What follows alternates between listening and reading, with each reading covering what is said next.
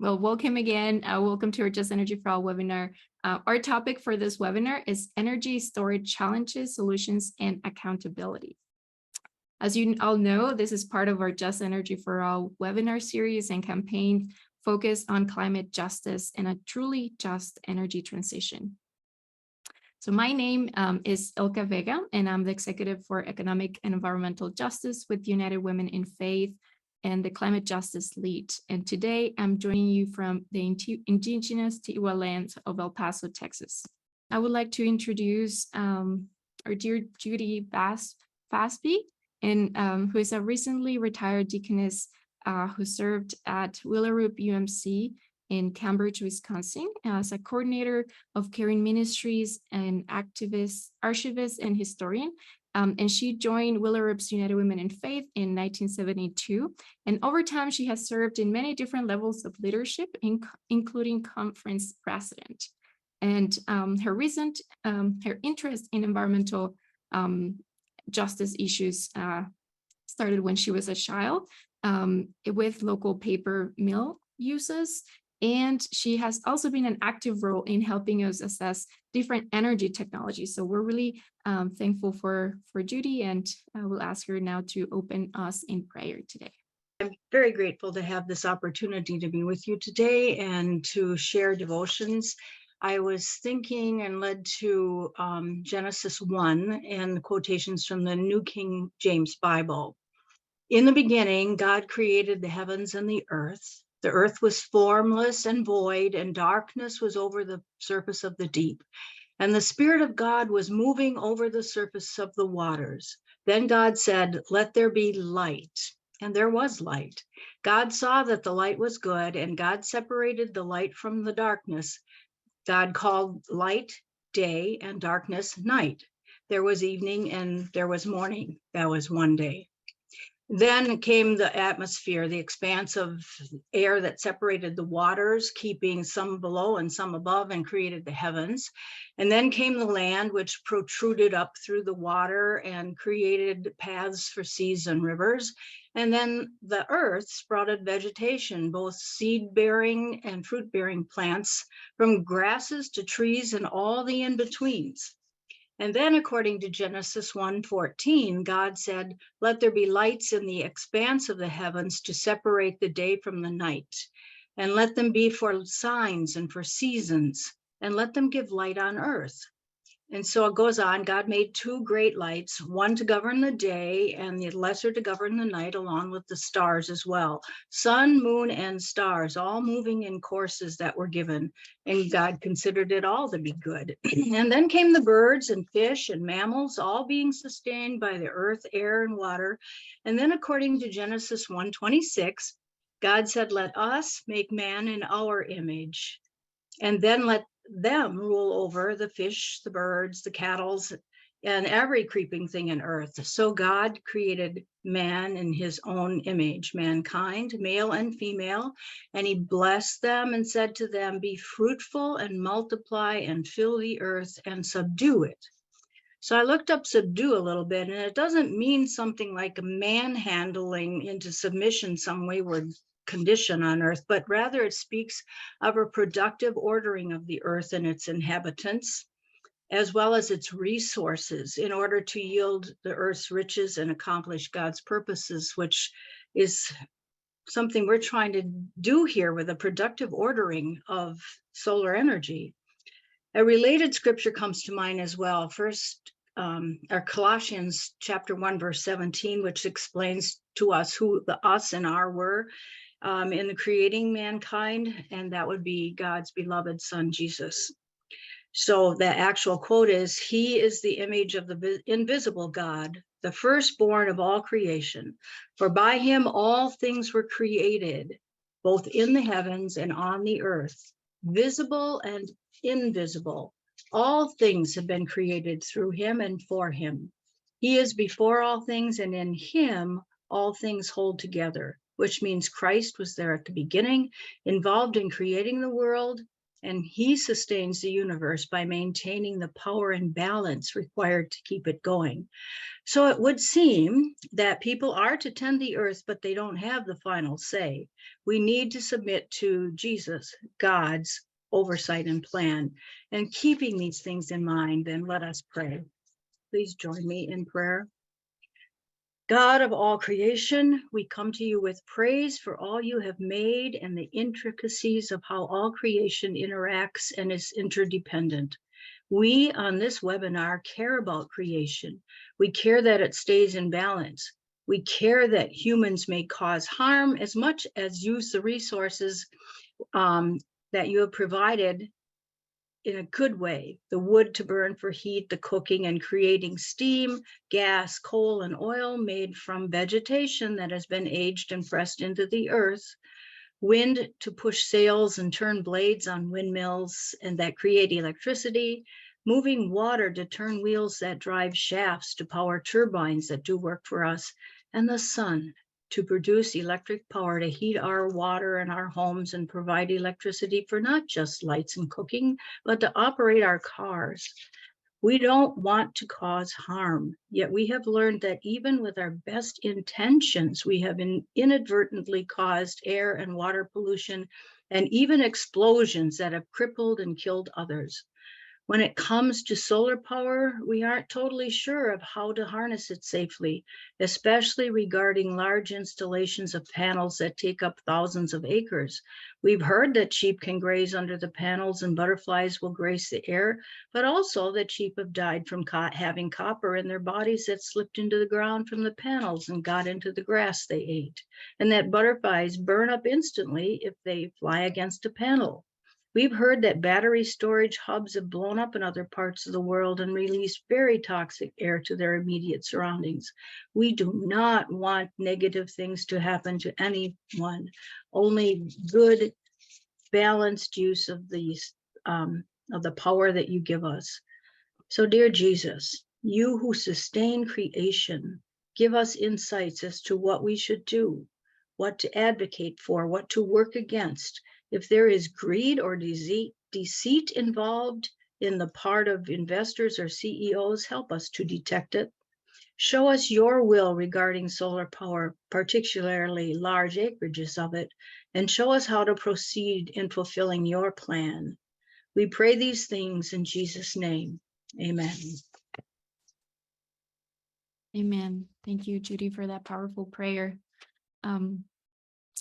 Now I'll go ahead and do a quick overview for our agenda for today. So I'll do a quick introduction into our topic, and then we'll have Lydia Aviles, and Ambassador for EU Climate Pact, and as well as previous Director of Operations of Long Duration Storage Council, Energy Storage Council, and Jennifer Krill, Executive Director for Earthworks. Then we'll have followed by some Q&A and next steps for action as well.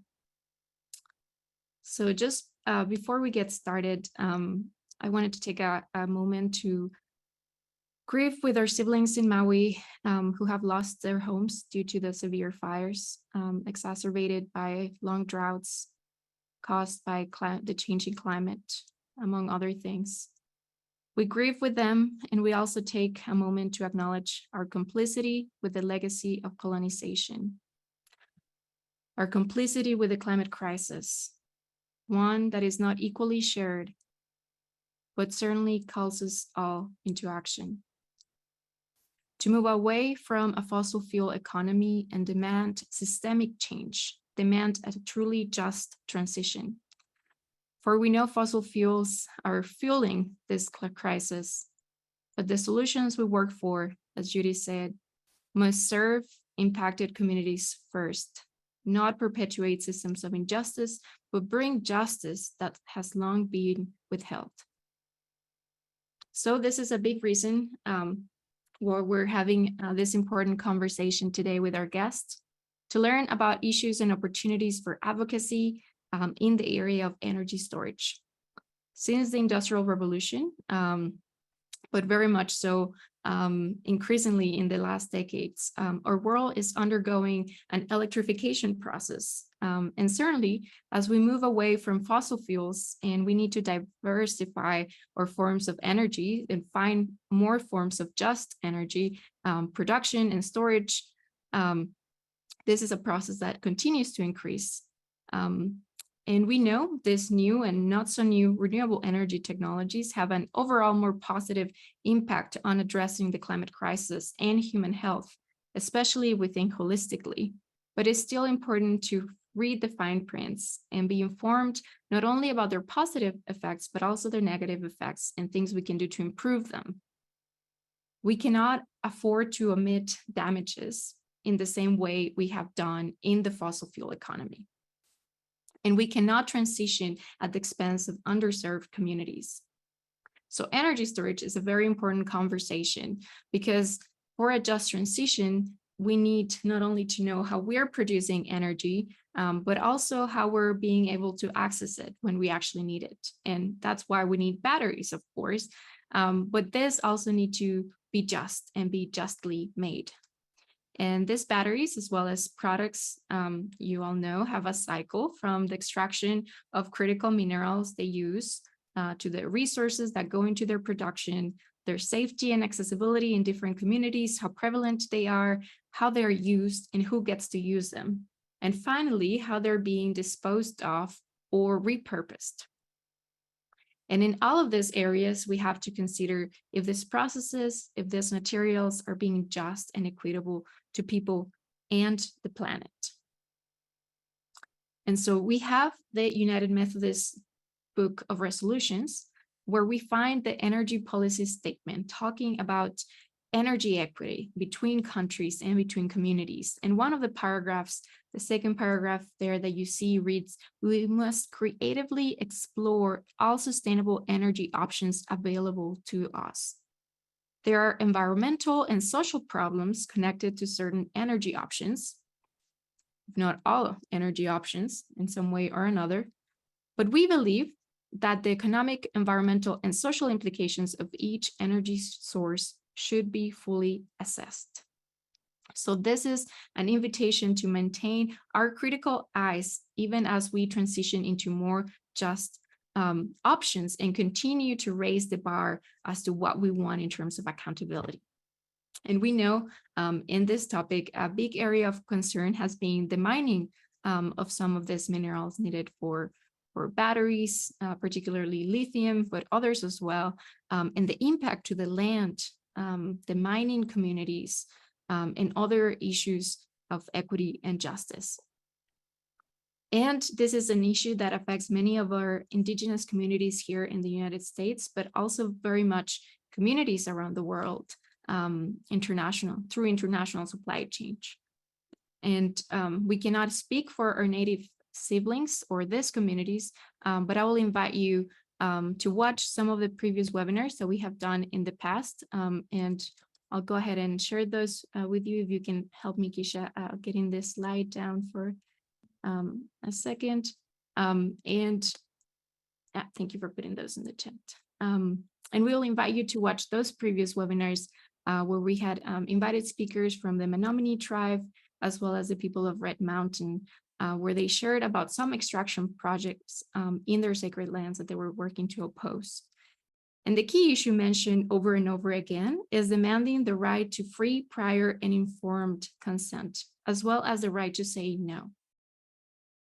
And as we work to protect these rights domestically, we also have to think about communities across the world and whether their rights are also being protected.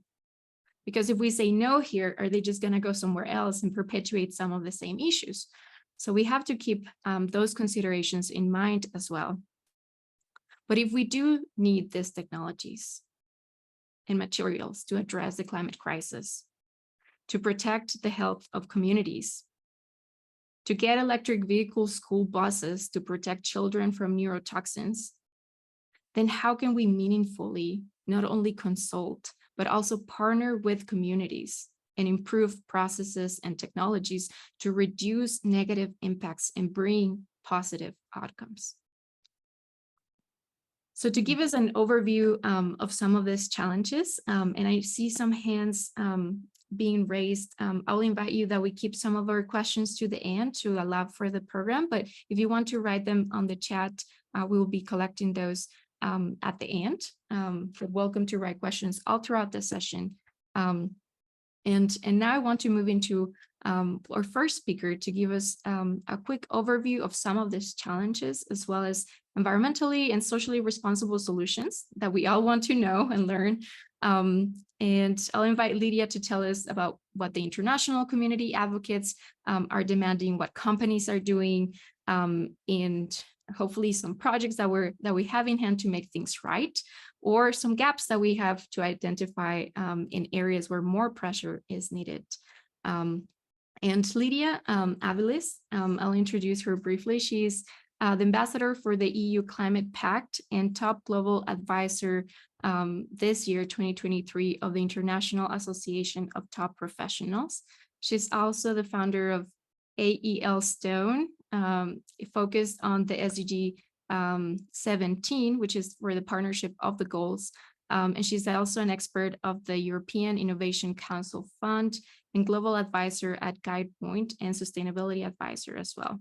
I had actually the pleasure to meet Lydia at COP27 in Egypt. She was still in her previous role as director of operations at Long Duration Energy Storage Council. And she's also the former digitalization manager and sustainability leader for global operations at Sky Tanking. And she has expertise in sustainability, innovation, energy, deep tech, and space. And we're really excited to have you here today, Lydia. And yeah, I'll leave you all with Lydia now. Thank you, Ika. Yeah, I think it was a pleasure to meet you at COP. We had a very brief conversation, but it was very intense actually, because it was happening at the same time of all these environmental topics. As I would like to say something like for just a little bit backwards in the sense, I don't know if it's relevant, but I grew up as a pastor kid. My father was a pastor and he passed away in 2020. And what I learned, something that it just reminded me, Judy, in her introduction when reading the Bible, is like, we have to remember ourselves like the planet was made for humanity. And for some reason, in a way, we have lost sight of that, and we let kind of like the things flow on their own. And we forget that humans, as we are the ones who's supposed to take care of everything that it's already here. So just as a little brief into that direction. And I totally understand this. Like, one of the reasons that I got involved so much in sustainability, it was because of the caring or protection that I grew up with for nature. I happened to live my childhood in Nicaragua. And then in my teenage years, I moved to Massachusetts, and then I moved a little bit to Florida. And then 13 years ago, I moved to Europe, and now I live in Brussels, Belgium. But through all that experiences, I noticed how we humans have lost track of how to protect the planet itself. And it doesn't mean that we are intentionally doing it, but sometimes we are just laid back into letting whoever and whatever taking care of that. So that's a little thing that it has come to my attention a lot. And the more and more I see it, and not only for the energy part, but in general, I'm a vegan before it was trendy. Like 10 years ago, I became vegan just for respectful of animals. And I found a little bit of reasoning behind that on the Bible as well, without being judgmental against anybody. It was just something that it was very personal. And then so on. So here, when speaking about energy justice and the challenges that come around, that was one of the questions I had myself a couple of years ago, like how come we are pledging too much into the battery sector when this is, when you actually study it, and then the life cycle that batteries have are not that sustainable, and some of them are even, well, we'll say, against humanity itself. So when we see how it's happening and where it comes from, sometimes it's something that obviously most of the time we don't want to acknowledge that because it's horrendous. But now, when we talk about energy storage, is something that probably in my previous role as the director of operations of the Long Duration Energy Storage Council, I learned so much into the fact that storage itself is not only in batteries, and specifically lithium or coal or the different descriptions that we are usually aware of, but there are more options into that. And let's just think about it like randomly. One of my favorites, for example, and this is one of the companies that I work with a lot. It's an Israeli company, and they do thermal storage, which means that they use the thermal itself to storage energy on its own. So it's not needed to have, for example, lithium or coal or those materials that we are very aware that it's not necessary. So when we think about producing a lot of energy, let's say the solar in this case, which is something that we are very familiar with, it's very important because we know it's a fact-based science, that we know it works pretty well and all of that. But then it's not only about producing the energy in the case, but also storage it correctly. And in thermal, in this case, when we think about it, in some places it can happen the contrary. Instead of thermal, it can be cooling storage. So it depends where we are in the regions that we have and the options that we have. So having these options of apart from the battery, it's also called storage. And then when we think a little bit deeper into the direction, is because we are familiar with the concept of initiating sort of fire or some type of ignite into something like a spark. We are very familiar that this is needed in order to do energy. When we go backwards and we avoid that part, and we go straight to the part where the energy is there, which is what happens with thermal storage and cooling storage, then we don't need to create any type of ignite in that sense. So it's a little bit tricky, like going through the science of that when we are discussing in a broad audience. But I will encourage you to look a little bit more into that direction and to see the options into that. Now, what materials are used for thermal storage? I see one of the questions. So thermal storage in general, it's what they use is that they use tubes, and then they concentrate the heat, and the heat is the one that produces everything else that is needed. So basically what is using is the heat, and the water is being recycled like all the time, and so on. So it's not me who created that, so I cannot speak directly into that direction, but it's something that I really encourage you to see a little bit more. There are a few of those, and they already have also the what's it called, the science and the economics behind that. Like last year, for example, there was a report that it was published by the Long Duration Energy Storage Council that using thermal storage can potentially save up to 60 million per year in all of that, because we are basically shifting that step of ignition that we don't need. So it's kind of like, well, it's kind of like bridging something instead of creating more, let's say. Water is used in tubes. Well, I encourage you to go through it. I think maybe what I can do is to send the report so you can see it afterwards, and maybe you can distribute among the different, so you can go through it, because we might speak a little bit more into the physics right now if we start speaking about that, which I would love to. But I think the idea is to provide the generalization of that. Is there, well, can you remind me again, Ilka, what was like the direction of the question, because I got distracted with the questions. No worries. Yeah, definitely. I think if you want to also go into some of the physics, that will be okay. I think our members might be able to navigate with some of that. Sometimes with those systems, I know they're closed systems and they might not use water, but some other liquid with higher boiling points and that sort of thing, to have a more efficient system of producing that energy. But have you seen those technologies being used at a small scale, like at an individual user type of accessibility? Have you, I don't know, with the Israeli company or what you've seen so far? Yeah. Well, actually, the Israeli company, what they're doing specifically is like they created first a small scale. So let's say a building of 3 apartments, let's say, that will probably be a full house of, depending of the region and the people. So that creates something like 1,000 meters square in a way of saying, and then it can go up to manufacturing sizes, which is obviously large scale. So that's just as an example. And I also heard in the report, you can see the differences of meter squares options. So it can actually be, created for one household as well as for, Great, that makes sense.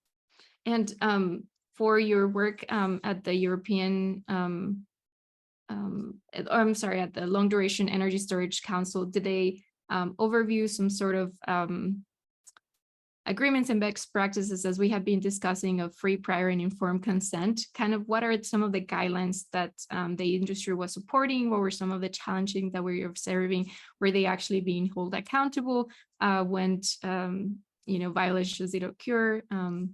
What would be your insights on that? Oh, so this is fully public, so you can go through the website if you want to later.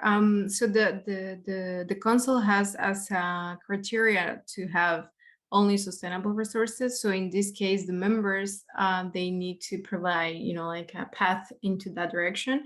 And mostly all of them, they should be already doing it. So for example, I remember like lithium batteries were not allowed to be as members of the council because of the reasons that we all know. As an example, but that gives us the differences. Like if you see the reports and the best practices, they have all these things published. You can see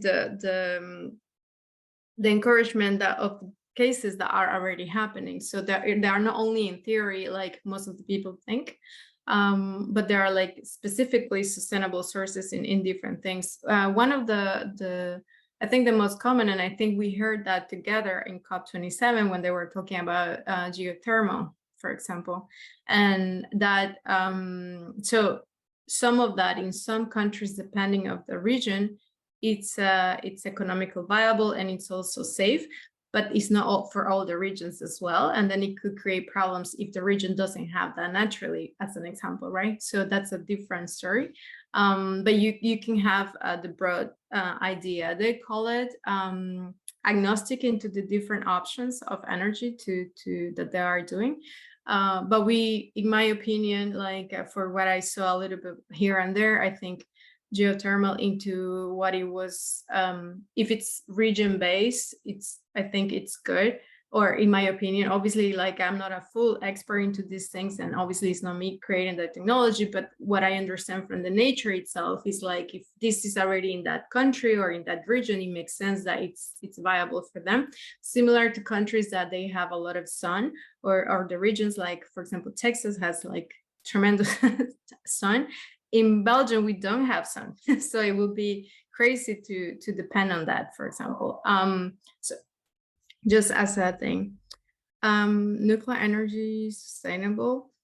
Well, that's a debate actually happening right now into all. In my opinion, it's not sustainable because you don't have the flexibility to have the control over, in my opinion.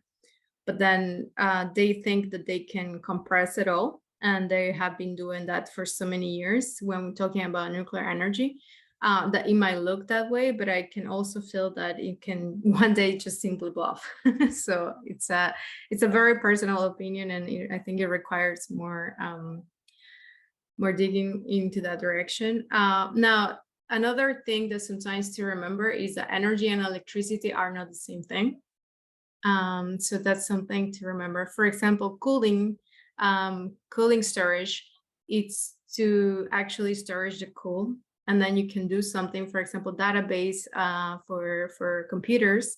They can have cooling storaging around without using electricity. And this is something important because it's a type of energy that is not electricity, and similar to thermal storage as well. So thermal in countries that need heat, for example, like in weather conditions where it's very cold, it can be used as potential heater replacement, as an example. And then the contrary as well with cooling, which is amazing, because when you think about it, you need electricity in order to produce heat or in order to produce cooling. But if you go directly to the source and you store cooling, then you don't need to produce it, you already have it there. So it's very storage. Yeah, it's I think it's great to learn about new technologies that are kind of reducing that need for to transform energy so many times, and provide directly the service, or provide it in the form that we need it. I was looking to see also if in your position you were acquainted with different areas or opportunities, I would say, for advocacy, for civil society, for the public, for people like us, to kind of advocate for more of those sustainable solutions, but also for policies, that higher standards for human rights and respect and best practices for engagement with local communities, which is one of the main concerns that we have had here in the US. And I'm sure you have a lot of those examples also of communities around the world.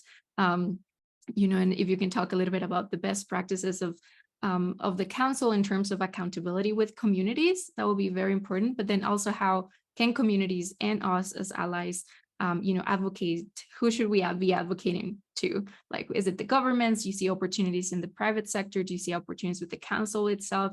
What would be some hopefully successful strategies that you have seen, or opportunities that you identify? Yeah, I think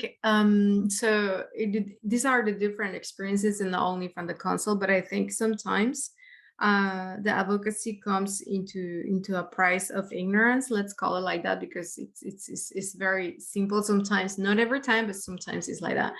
It happened to be that in different, like, I was in aviation for a while, and then I was in energy for a while, and then now I am advocacy for SDG number 17, and I'm trying to remind everyone that we need to collaborate with each other because we have different strengths. And then something that I noticed in the different sectors, everybody works in silos and nobody knows what's going on in each one of them. Like, for example, this case of energy in general, like, people hear about renewables, but they don't know really, the whole cycle onto what that means sometimes. But in this case, what I noticed also approaching to policymakers, that sometimes there is just a simple innocence behind, or we call it ignorance, or whatever we want to put the name on there, but they do have the question, like, why this is important, or why that other thing is important. And sometimes the way to communicate the things have also blocked us directly, and it's something that I experienced myself. It's very different, like when you approach to someone without the connotation of thinking that the person is already damaging on purpose, instead of approaching the person thinking that maybe they just don't know. And in my case, I have seen that happening across different regions and different countries. So sometimes I provide the awareness and education, and I don't even have to do advocacy. I don't have to do, like any type of lobbying. I just provide the communication awareness and the education behind that. And then the people kind of like, the reciprocity behind it is like, oh, wow, we didn't know this. And this has happened to different realms. So this is something that, I don't know, to keep in mind in a way, and sometimes also why it's important to different communities. And it's not only about, in this case, energy. I also had to deal with that with, for example, artificial intelligence, why it was important and what is the limit of importance as well. Sometimes, like, there is a kind of like a balance around that. And so in the strategy, if policymakers is one thing, but also communities in a way. Like, I am member of the council of my city hall, and I kind of like support. I don't do that much, to be honest. It's like the team itself is working a lot, but every time that they have a question or something, they come to me, and I try to help them out in some things. And with them, I notice that sometimes also some things are not happening, which is, like a small community, because it's just the city hall. So it's like very, very small. But I notice that sometimes it's also there, the problem. They do have the will sometimes to do something better, but maybe they don't know how, or how to access to something. We had recently, for example, here in Brussels, the communities wanted to put solar panels all over the public schools, for example, to storage energy through the summertime and then to have enough for the winter time. But then there was the problem that the roofs were a little bit, that they needed some type of change and just to hold very well the solar panels. So it was kind of like a process of different things that needed to be tackled. So we have to be aware of that too. Leadership is not easy. Like when we think about a company or a community or a country or like whatever it is, state, it's very difficult to to manage that much people and to manage so many communities with so many different characters. So this is something to keep in mind as well. And now coming back to the what's it called, to the basis of, for example, this group specifically, I think praying, it's a good source. It's like one of the best things that we can do for communities, for people. I mean, I think to approach people knowing that with dots instead of defense, it's always easier to get an advocacy done, I think. Thank you, Lydia. I appreciate your insights into how to engage with policymakers and make sure we bring our facts and data to the conversations that we're being part of, and also educate ourselves in the different options. I think everyone, including myself, would very much appreciate some links to the reports that you've been mentioned, so that we can take a little bit more of a look at the different technologies you mentioned, as well as case studies or some of the strategies that you have mentioned, and to walk us hopefully a little bit to also a bit some of that data that we want to take with us in conversations. I'm hoping Jennifer will be able to walk us through some of those data points, and I'll just introduce briefly Jennifer in her own words. She has been extracting social and environmental justice from corporate boardrooms since 1995, and I just love that description. And knowing from the work of Earthworks very much confirmed that. And Jennifer joined Earthworks as executive director in January 2010, where she leads the organization as it works to protect communities and the environment from the negative impacts of mining and fossil fuel extraction.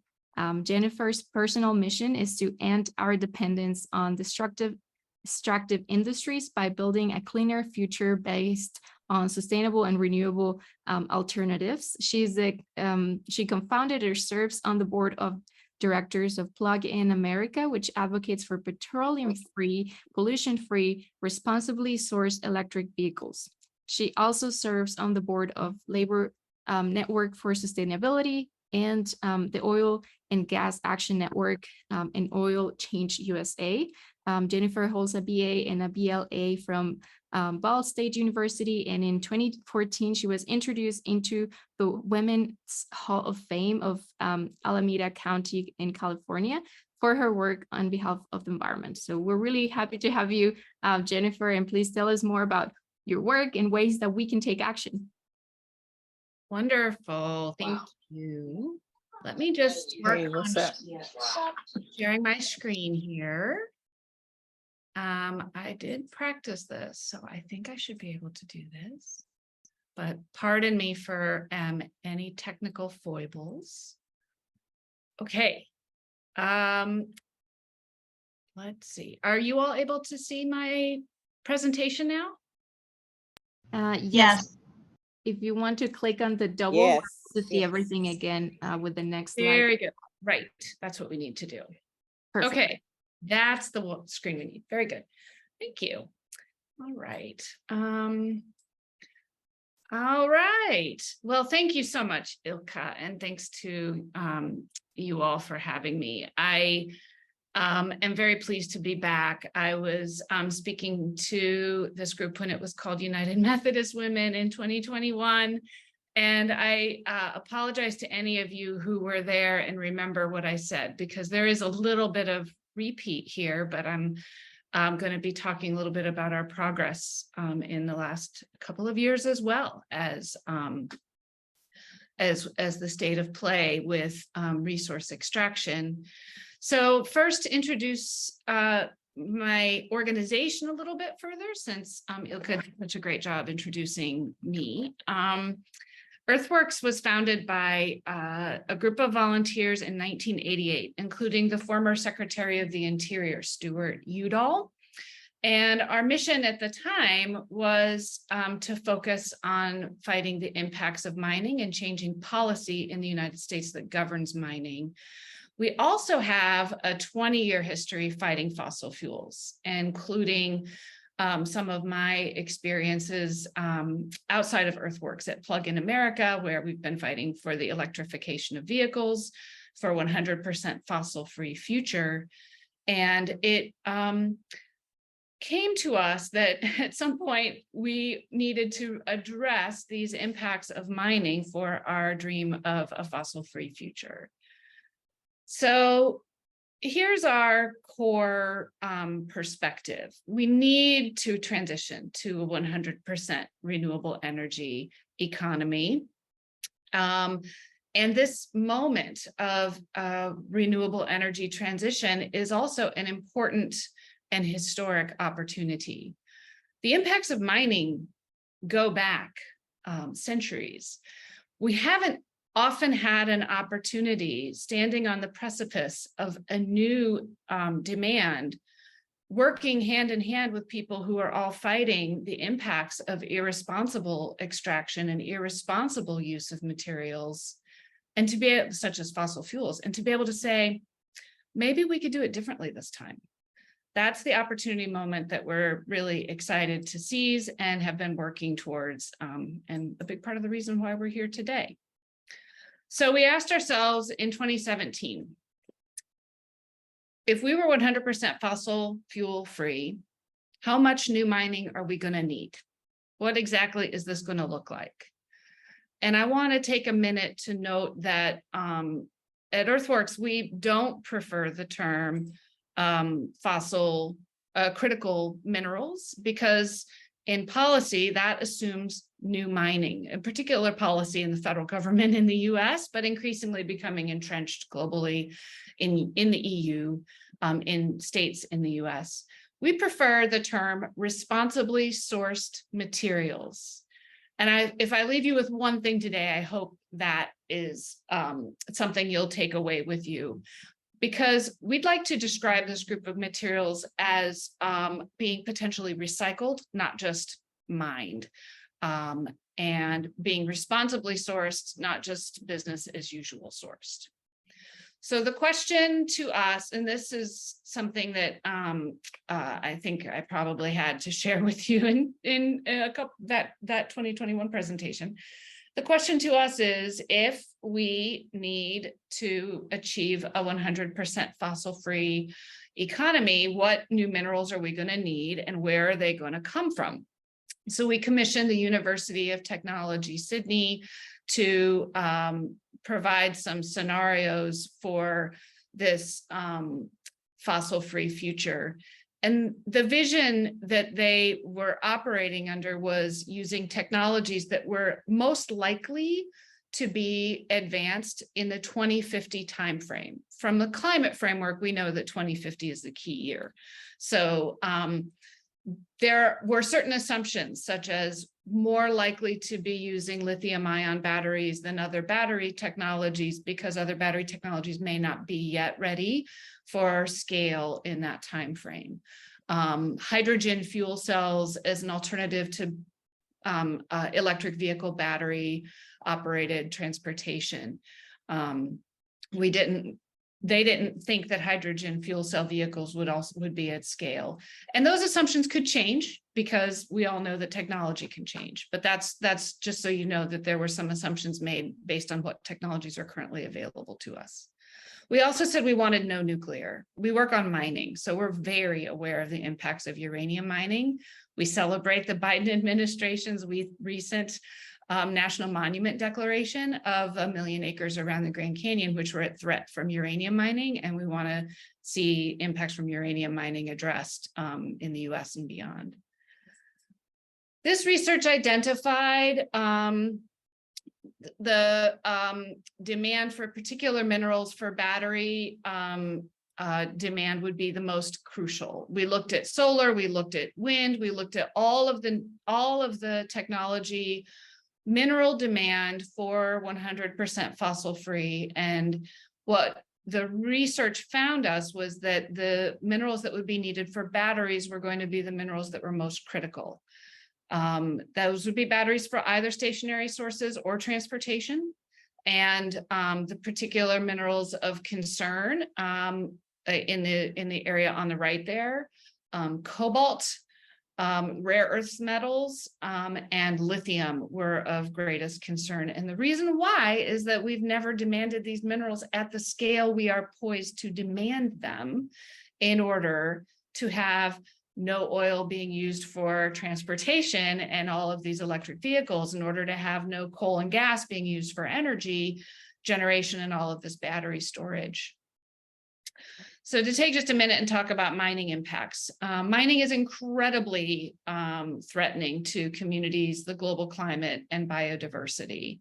Mining and mineral processing is responsible for 10% of global climate emissions. Tailings, which are the description for a certain classification of mine waste that generates an enormous amount of mine waste. The amount of gold needed to make one gold ring generates 20 tons of mine waste.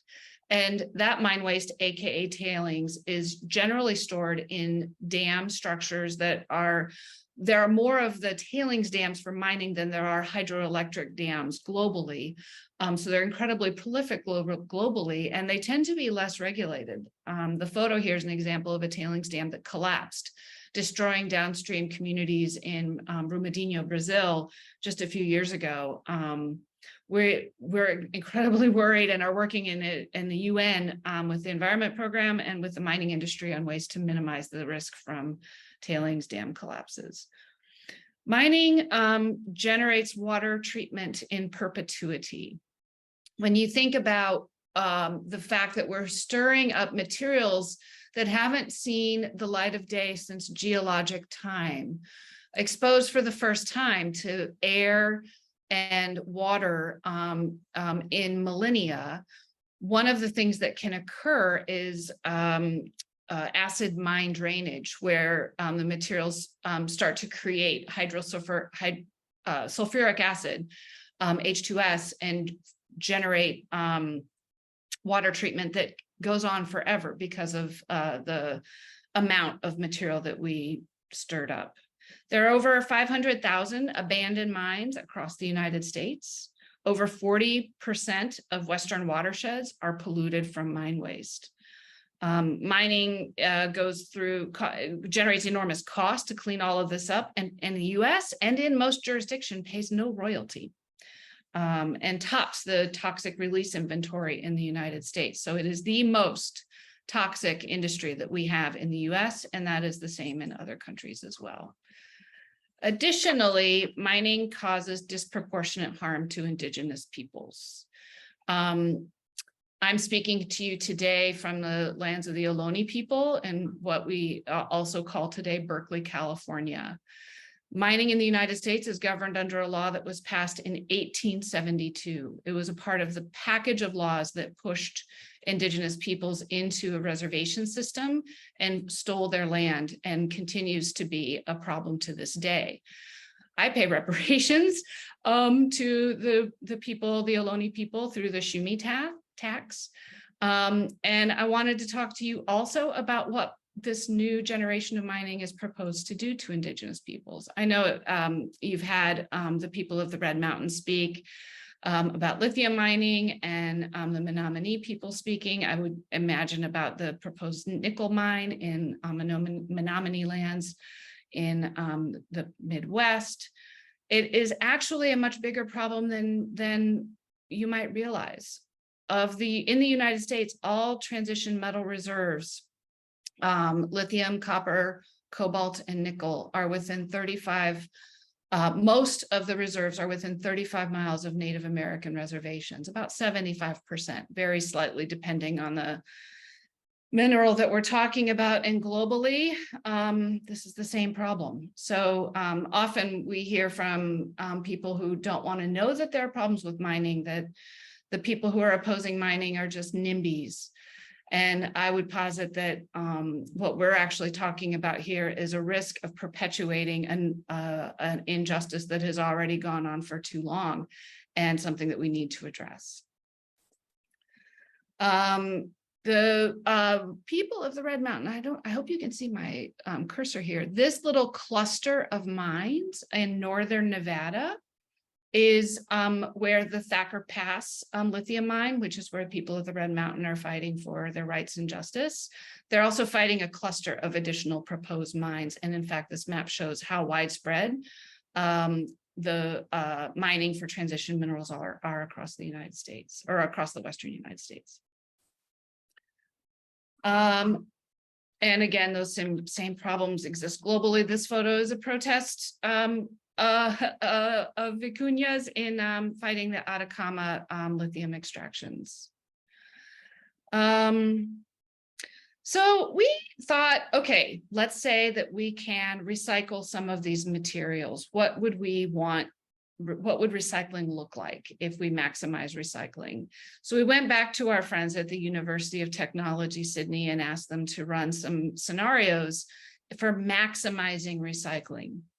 And what they found is that if we were to implement best practices for recycling today, including recycling the computers and phones that we're speaking to each other through right now, as well as the coming electric vehicles and stationary storage, that we could offset the demand for mining for lithium by 25%, copper by 55%, cobalt and nickel by 35%. So you could say on one hand, we're still obviously going to need to do some mining to get at these metals. On the other hand, that's 25%, 35%, and 55% less mining that we need to do. And so Earthworks and our allies were working with a coalition of over 150 frontline communities and NGOs globally. What our demands are: first, put the communities at the table. When you include communities first, then you already have a vested interest in protecting water and biodiversity and best practices. And that includes the right to say no, particularly for Indigenous peoples, as enshrined under the UN Declaration on the Rights of Indigenous Peoples. Second, maximize recycling. Let's achieve this offset. And let's ensure that we're investing some of the monies that are being proposed to invest in new mines in recycling technologies and take-back systems for circularity and a circular economy. Third, we can all pitch in by putting these policies into place and by reducing our own demand. Demand for a best practices in recycling, demand for most responsibility and product take-backs, and by changing our modes away from single-use vehicles and an assumption that passenger vehicles are the most efficient way to move people around, towards investing in bike transit and mass transit. And in fact, in the best case scenarios for maximum recycling as smaller car size, as well as shifting transportation models, we could even more dramatically reduce the projected demand for lithium, as well as other transition minerals, and make sure that they're sourced responsibly. Which brings us to our fourth demand. The rules that govern mining date from 1872. They are an overt intended law to push Indigenous peoples away from their traditional territories. We need to change those rules. But I imagine that all of you here in the United States who are on this call in the United States are aware that getting things changed in Congress can be a little bit challenging. And so where new mining must be done in a state where rules and oversight are weak, we want to require the compliance with best practice independent assurance for best practices for mining. And we've been working with the mining industry and frontline communities to develop the initiative for responsible mining assurance. That labor unions are also at the table, as well as downstream users.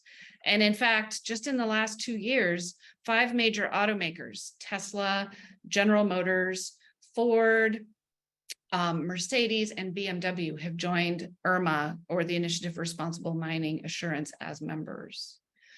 And so in doing this, we can help to reduce the impacts of mining on communities. This is our declaration on mining in the energy transition. You can go to our website, earthworks.org. And if you are in a position to do so, we strongly encourage you to sign on. It's open to signatories. And it is a basic declaration of those 5 demands passing forward. And with that, I'll wrap up. I think I went a little bit over. Thank you, Ilka. Thank you so much, Jennifer. And if you can include the link to the petition, we would really appreciate it, as well as remind us who are the targets for the petition. Is it the U.S. government? Is it a global petition?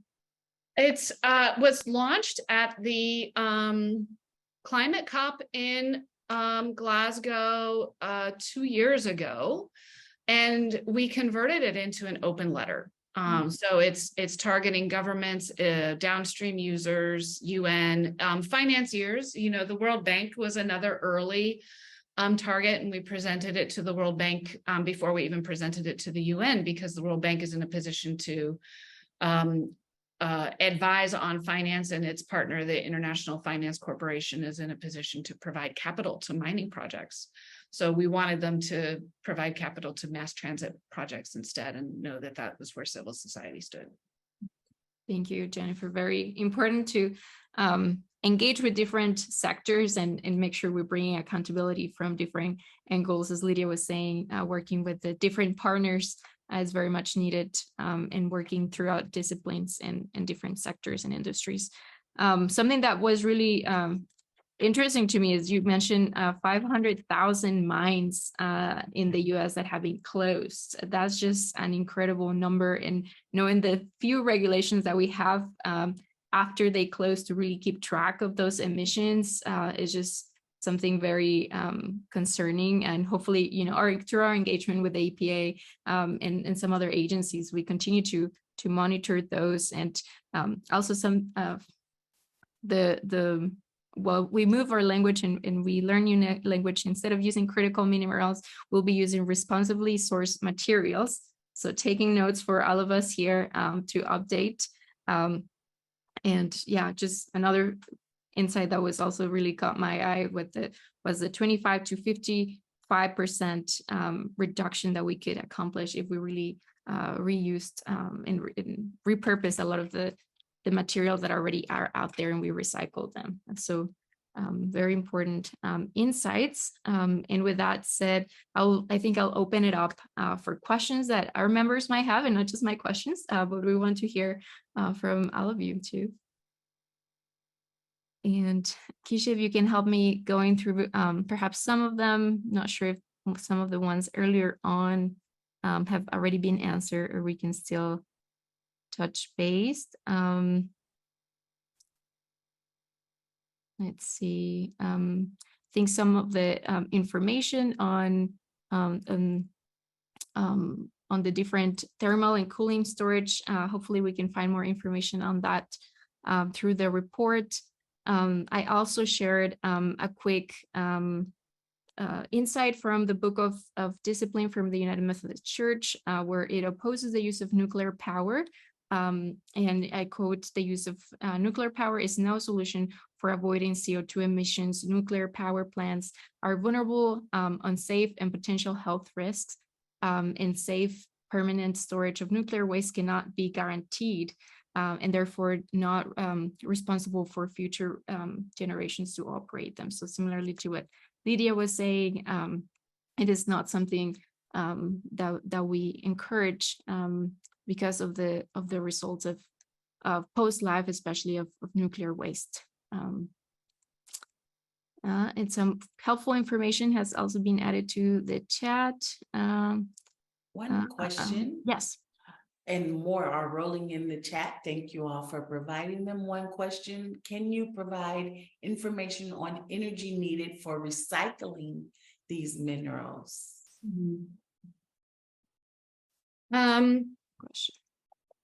Yeah, they So recycling lithium ion batteries and other, complex electronic components. A lot more detail has been developed because it's been on the market longer from the electronics industry. And we've been working with partners who've been worried about the electronics industry impacts to labor and environment for a long time as well. Pushing for extended producer responsibility, product take back campaigns. Some of you may know that Apple was agreed under a great deal of pressure from civil society about 7 or 8 years ago to implement 100% recycled goals, and product take back campaigns were a big cause of that, or spurred Apple to do that. And today you can go to Apple's website and learn about how they're recycling and how well they're doing with recycling, your Apple phone. Panasonic is a battery producer that's also been working on taking recycled products and reusing or remanufacturing into phones. Panasonic's estimate, I believe it was about 3,500 phones are needed to generate enough lithium for one EV battery. And that fact sheet is available on Panasonic's website as well. So that's what we know from the electronics world. We also know a lot about vehicle recycling and battery recycling from internal combustion engine cars. Most, like 99% of lead acid batteries are recycled, and we know that there's risk of environmental harm in the recycling of those batteries, and energy consumption in the recycling of those batteries as well. And that's part of the reason why we feel like it's so important to be ahead of the game with lithium ion batteries, so that we don't create some of the same unintended consequences with advancing recycling. As far as technology for recycling a lithium ion battery, there are 3 major technologies that are making progress. One is mechanical recycling, basically pulling the pieces apart. The second is called hydrometallurgy, which is using chemicals in order to pull the pieces apart. And the third is called pyrometallurgy, which is using heat to pull the pieces apart.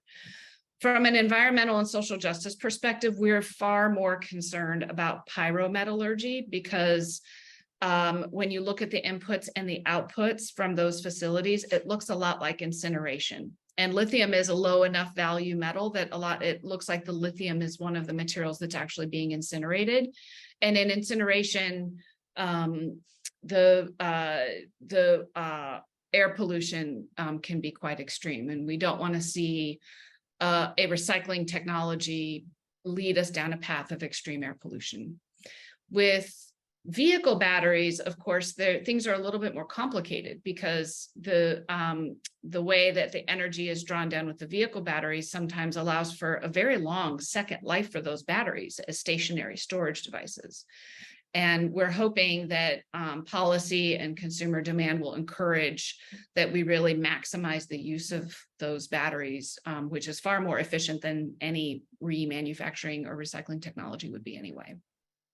Another part to that question that someone else asked is, how can we recycle? Are there any things that we as a group can do? That one's from Kathy.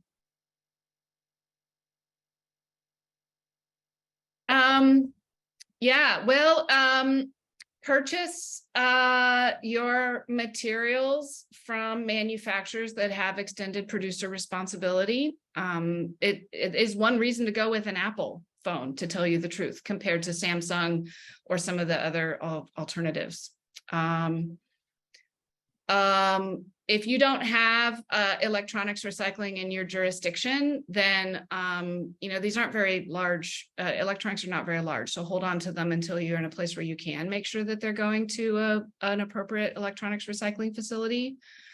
For vehicles, if you're in states that are taking a hard look at the jurisdiction governing vehicle recycling, and the ones that I know of are California and New York, Minnesota, and New Jersey.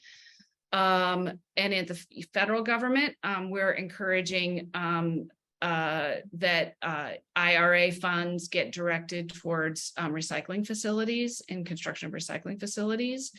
If you have anything to do with your municipal recycling or municipal, local government, look into what your local government could be doing about its own take back. Right now, the situation with recycling, especially when we think about this coming need for recycling, this massive push of electric vehicles, we're pushing the electric vehicles now. So, in 5, 10, 15 years, this is going to become an even larger and more important need. So it's very important that I think we're all pushing to have the best possible practices that we can right now. The EU has a battery directive and a battery law that has some pretty strong components of it as well. And maybe that's what Lydia is going to talk about, because I see that her hand is raised. And then the last thing I would say is stay tuned for a federal bill for circularity for electric vehicles. We are working actively right now with members of Congress who are going to drop a bill in a US-based bill, we're hoping, in September. And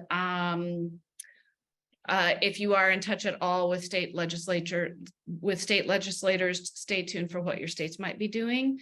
And if you have any relationship at all with members of Congress, want to have in-district meetings with them, encourage them to support the circularity bill when it drops. Thank you, Jennifer. Lydia, I invite you to. Yes, thanks. So we like to point 3 things here. One of the things is like, as Jennifer was mentioning a little bit, like the recycling and all of that, something that I could compare a little bit with Europe in the sense. It's like some of the local communities, and that's why I think I mentioned a little bit of getting involved with the local communities in general. And then, you can eventually, if your region doesn't have that, maybe you can come up with a team that would like to start something and kick it out. I don't know. It's very difficult when you don't have so much backup from the government itself. But I think why not a petition or something like that? I mean, you can start, in a very centric area, and then it can become a thing that it will go per house, as is now in Europe. But I remember when I came here 13 years ago, you used to bring those batteries or plastic or whatever to a place. And then eventually now we have those mini components in every household. So now it's like it's being taken away, like per person, sort of saying, or per family. So it's kind of like it has to initiate somewhere. Another thing that I would like to mention a little bit is like there are 2 different things in sustainability in general that we have to keep in mind. One is what to do with the things that we already have done, like in this case, correcting and recycling most of the things that are already there. Like we're talking about batteries in this case, but it's the same for plastic and paper. These things we already did so many wrong things with them. So now they're already there. We would like to do something good with that. So that's the recycling part, which is very good to, to initiate something there. But the other part is to remember that there are other technologies. In this case, I talk a little bit about the thermal and the cooling storage, but that there are like phosphate, for example, I put it a little bit on the chat.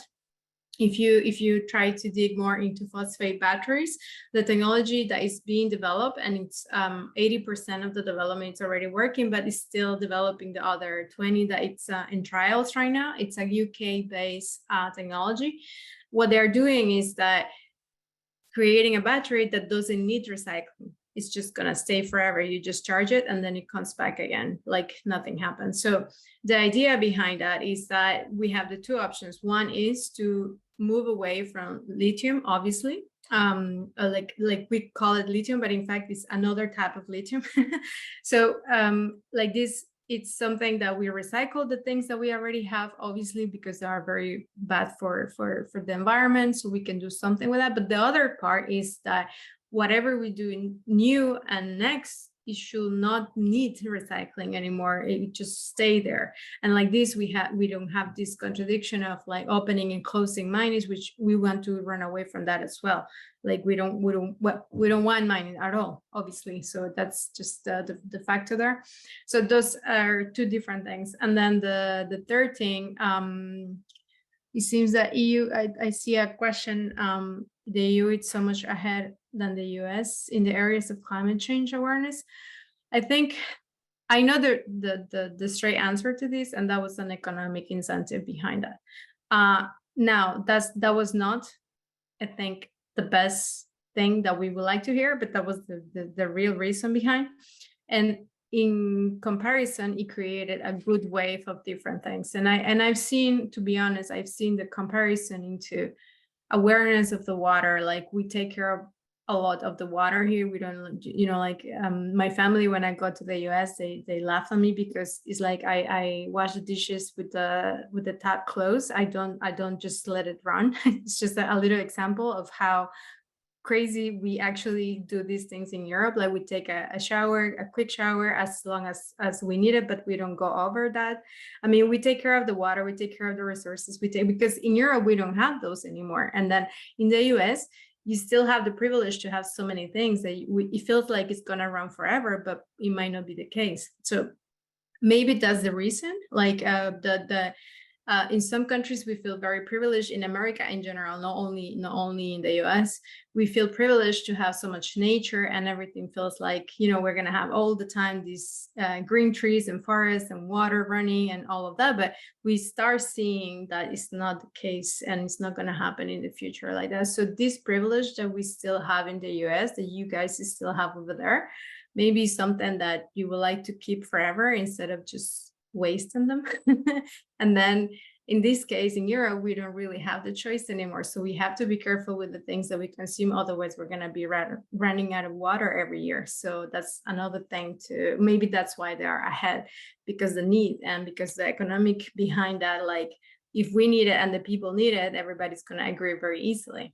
So thank you, Lydia, and thank you, Jennifer, for dropping in the chat some of the legislation that you mentioned. I think one last question that if anyone has this in terms of data points, but if some of the mineral that we're importing in different forms are most or using, I guess, for the different technologies, especially around storage, if they're mostly being mined here in the US or extracted from here in the US, or is it a large portion that is coming from the global supply chains?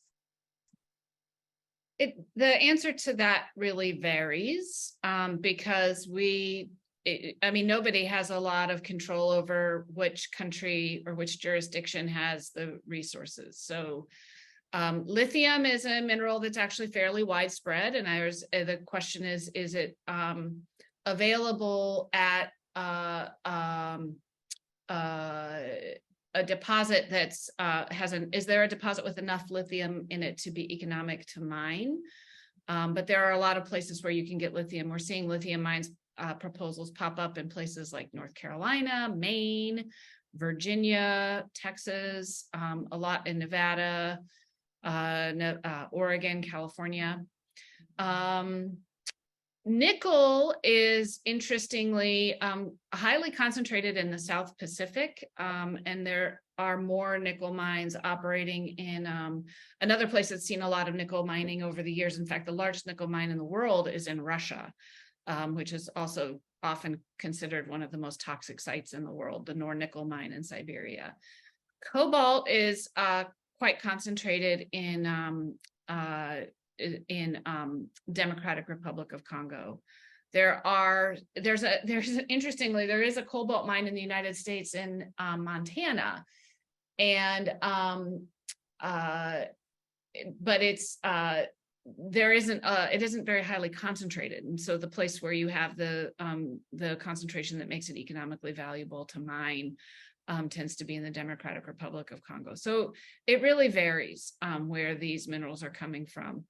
One of the common themes that we hear from the Biden administration, and actually we hear this from the EU as well, is that we need, especially post invasion of Ukraine, is that we need to think about friend shoring, knowing that the United States actually doesn't hold all of these mineral deposits.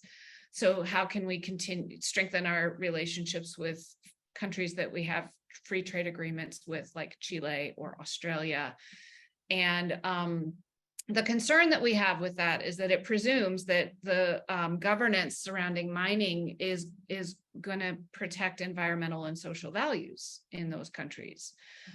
You might have stronger labor laws and you might have better environmental laws, but in the United States, the mining law supersedes our environmental laws. So because it's an 1872 law and the EPA wasn't created until the 70s, the Clean Water Act and Clean Air Act are not, the 1872 mining law has them beat. And that's often the case in other countries. So that's part of the reason why we're seeking these backstops of getting companies and municipalities to demand best practices for mineral sourcing. Thank you, Jennifer.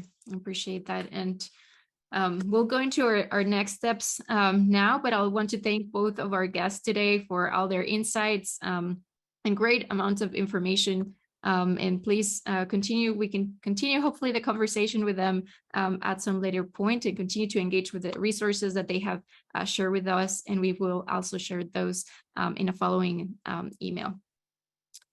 So for those interested in donating for the Maui fire response and recovery, I just wanted to share some quick information on different ways to donate. You can access the umcmission.org option on projects, advanced projects, and the number of the response of disaster response. It's 901670. So you can see there, it's embedded on the website link. You can also call 1-888-252-6174 by phone if you would like to make your donation that way. Or you could also give your donation to the local United Women in Faith treasurer with written in the while you write in the memo the number 901670 Corps U.S. Disaster Response. And please just stay up to date as we share more information as things evolve. What we have heard is that Corps is coordinating with the California Pacific Annual Conference to process an initial grant for this emergency. And so for some of the food, water, and hygiene items that are needed. And so we'll keep you up to date as we hear more information. And I'll encourage you to take a screenshot or save some of the chat information below if you would like to share with others as well. Next, we would want to also encourage you to continue calling Congress to prioritize climate justice in some of the legislation that is coming up, such as the Farm Bill, that is included also in part of our general climate justice message.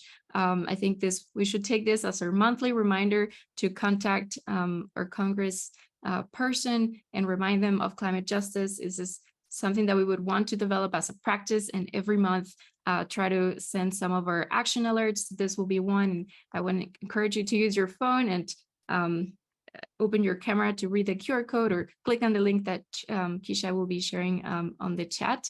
And we also have our other climate justice actions, such as the Fair Share action, mobilizing the U.S. to put out adequate funding in terms of mitigating our local emissions, but also globally with our climate finance accountability with through the UNFCCC format. And then also we have still our Healthy Air postcards if you would like to send those as well. And so continue to monitor that website for more information. And as you say, you can send this monthly to legislators, because that's normally when they check what kind of news or topics people have been calling them about. So it's a good practice just to continue to send those, even if you have already filled it out once or twice, continue to fill out those monthly. So thank you for those that have filled it in. And I encourage everyone to send those to their legislators as well. So I want to thank you all for taking a time for clicking in those action surveys. And yeah, I just want to thank you all for coming to our webinar again and for supporting our work of justice of United Women in Faith and the work of our communities. And I want to thank you also for the work that you all do in your own communities. And I want to thank our speakers again for their incredible work and presentations and for inspiring us and just telling us more about how to take action and how to hold our governments and companies accountable. So thank you all again for being present with us today, and I look forward to seeing you in the next event. Thank you. Great program. Thank you all. Great seeing you.